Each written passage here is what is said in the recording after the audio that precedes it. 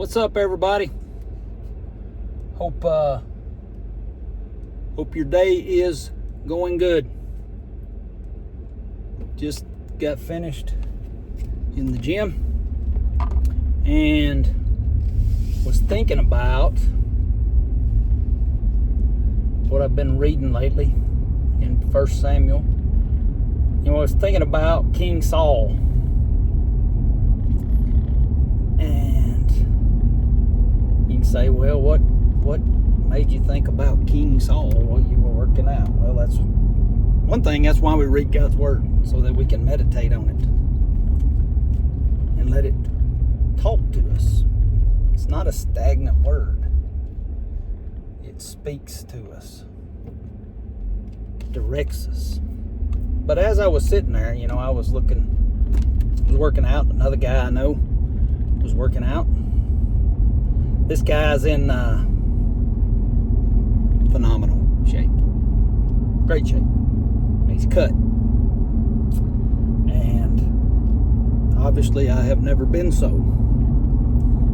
And never will be so. But as I was sitting there and, I'm talking to him for a few minutes, and, he's bragging on me about how far I've come. And I thought about the major flaw of King Saul. We think about, well, what did he do that God denied him to be king? Well, the final act was he performed a sacrifice which only priests were allowed to do.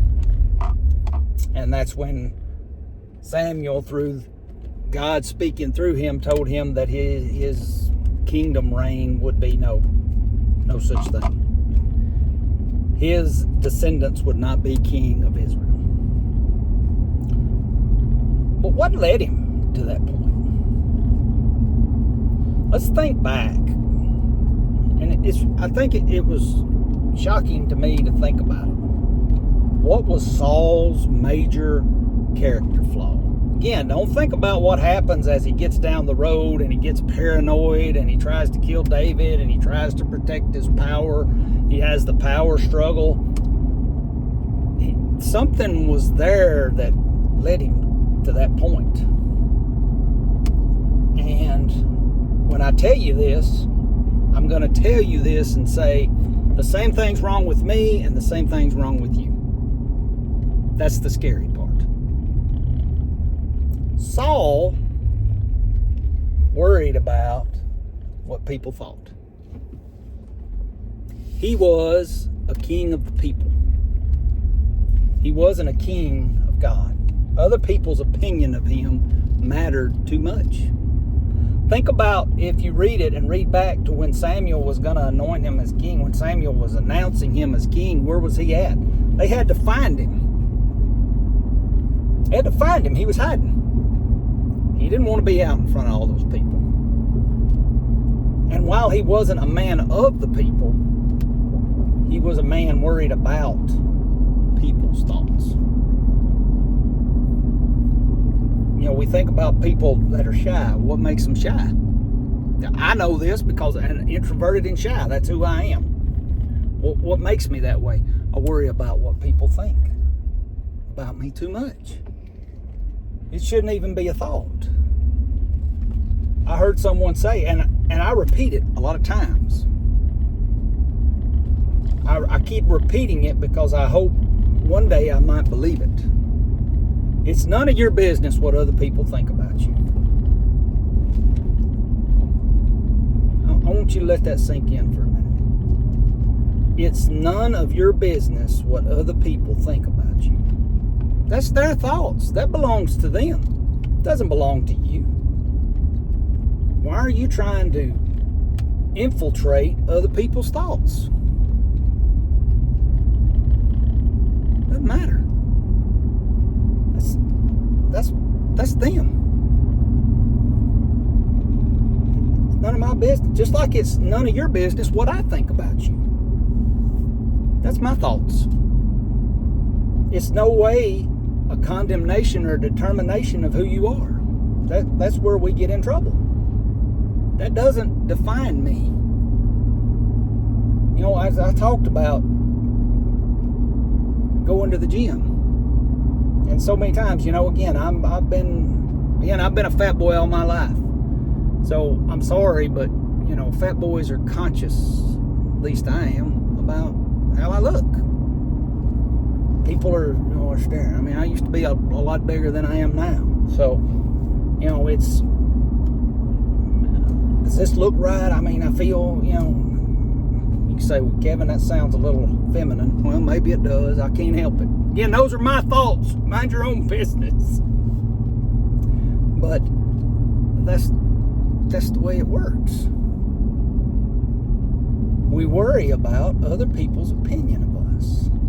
And when we do that, here's the thing, okay? You know, can it bother me a little bit? Yeah, that's okay. But here's when it becomes sinful, the same time it became sinful for Saul and led him down the dark road where he was seeking mediums and everything else, witchcraft. Saul put the opinion of other people above the opinion of God. And one of those people that he put was himself. Why did he do the sacrifice to start with? Well, we read that he started out with 3,000 men. Samuel said he'd be there in 7 days. The seventh day rolls around. He's only got 600 men. And he says, well, I got to do something. This is his thought process. My army's abandoning me. Bring me a sacrifice, he said. Bring me a sacrifice. Here's the thing. There were priests with him. He had the ark with him, it says. The priest could have said, oh, no, you can't do that. Why didn't they? Because they were worried about what Saul thought. Well, he's the king. Well, good for him. He's not God. So we see this whole circle, and what did it lead to? Putting the opinions of man above the direction of God. And I'm going to repeat that. Putting the opinions of man above the direction of God.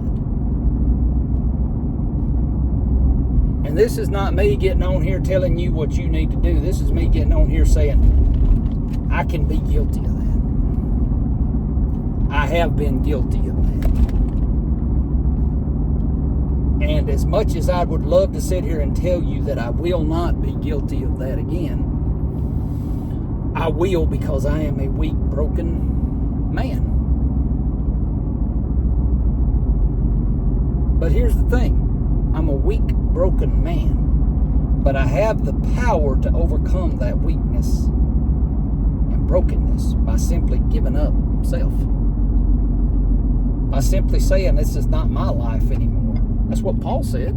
The life I live is not my own.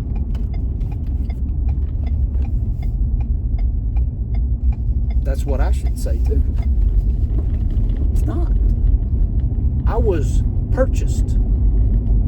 I'm a slave. I think it's fitting terminology when Paul says I'm a slave to the gospel. Not a servant, a slave. A slave doesn't get to pick what they do and don't do. A slave does what the master says. A servant can say, well, yeah, I'm going to serve you this time, but I got something else to do. A slave doesn't have that choice. I'm a slave to the gospel of Jesus Christ.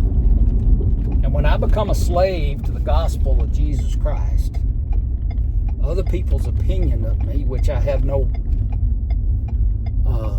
right to worry about anyway, other people's opinion of me doesn't matter. Because I understand who the king is. So, you know, these people we read about in the Bible are there for a purpose. The purpose is for me, is to see the character flaws that I have. And they're not some great character flaw. Not some big, huge thing that was wrong with Saul. He killed people, and he was... No, the guy that committed adultery and murdered people was David. Saul just worried about what people thought. But yet we hold David in high regard and Saul in low. Because that's how we judge people. Based on what we read, obviously. You know, what David reveals to us about our character is that he was just as messed up as we are.